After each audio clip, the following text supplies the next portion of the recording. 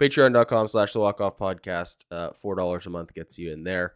Okay, so, and I will maintain, buddy, that I still think the Blue Jays should have gone out and got a starting pitcher at the trade deadline last year.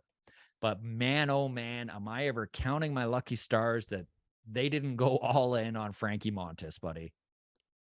I was never high on Frankie Montas.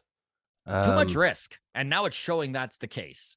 Yeah, because he had missed time in the middle of that season, and there was just the optimism that, well, once he's back, though, he's gonna be so valuable. Yeah. I didn't like that from the get.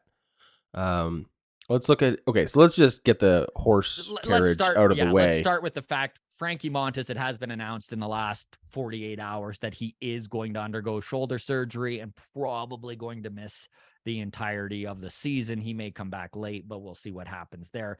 Definitely a hit to the New York Yankees rotation. Now, of course, Yankees fans will scream from the mountaintops that it doesn't mean anything and that he sucked anyways. But it is a hit. All right. They are going to need to go deeper into their depth, even though the Montas kind of lined up as their fifth starter. It is a hit. And I know that there were a lot of Yankees fans, Adam, that were voicing, what the hell is this guy's problem? Why wouldn't he get shoulder surgery after the season? Why did it take until now to do? What an asshole.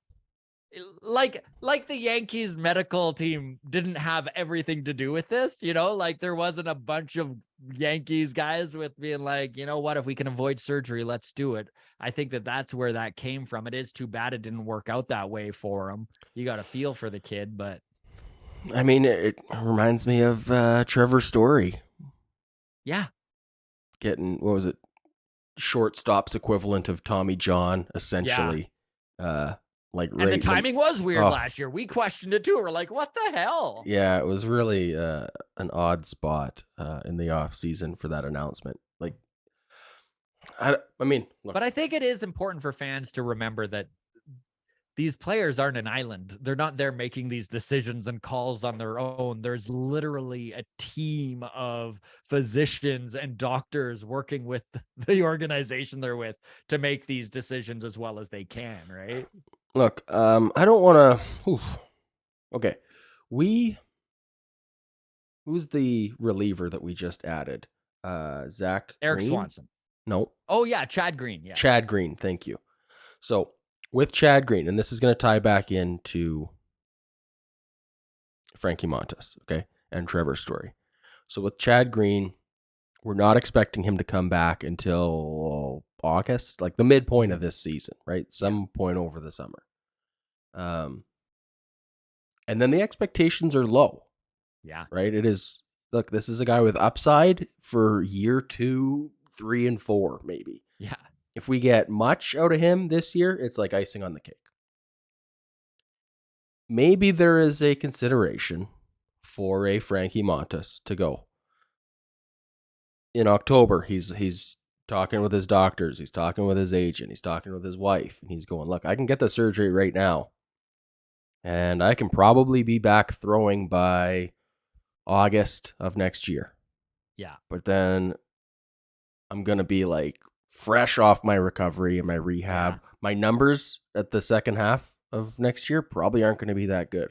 Or I could just try and see if I can do this without surgery. Worst case scenario, I show up to spring training, I throw one pitch and I go, no, I need the surgery. Yeah. And then all of a sudden I get the whole year off. I get a full 12 months to recover as opposed to 9 months. It's 3 extra months of rehab. It is. And recovery. So all of a sudden, now the sample size for 2024 has a better chance of being impressive numbers.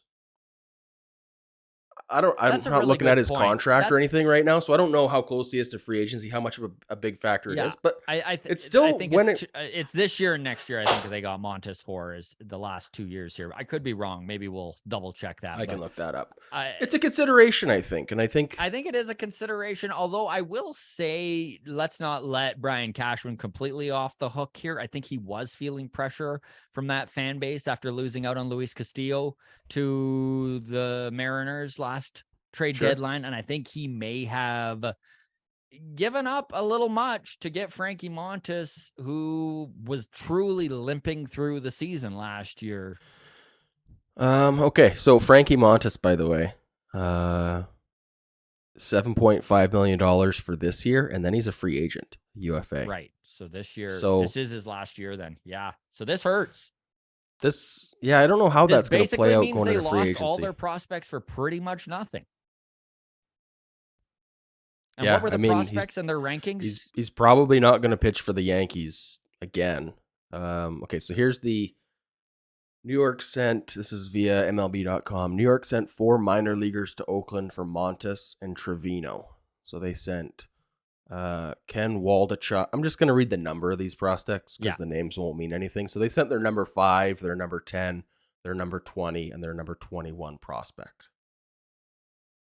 And prospects are 5. prospects. They could not work out, but So that's a pretty let's big have a haul. let's have a look at who the Blue Jays 5, 10, 20, and 21 are, just for comparables, because I think Blue Adam Jays Mack, you fans are might on your be. game, my dude. I Yeah, love look it. at this. Okay, so number 5, Yosfer Zulueta, right?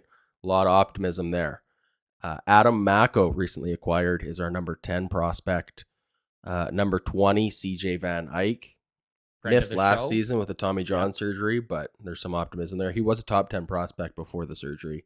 And then Manuel Beltre, 18-year-old shortstop in single A. Yeah. So, it's Yeah. not your number 1 guy, but 5 and 10 are real prospects. These are And real think guys with a about that, chance of Blue Jays contributing. fans. So, Would you be upset seeing that haul going out for Frankie Montas, who then doesn't contribute in any way? So I do understand Yankees fans' frustration and the anger.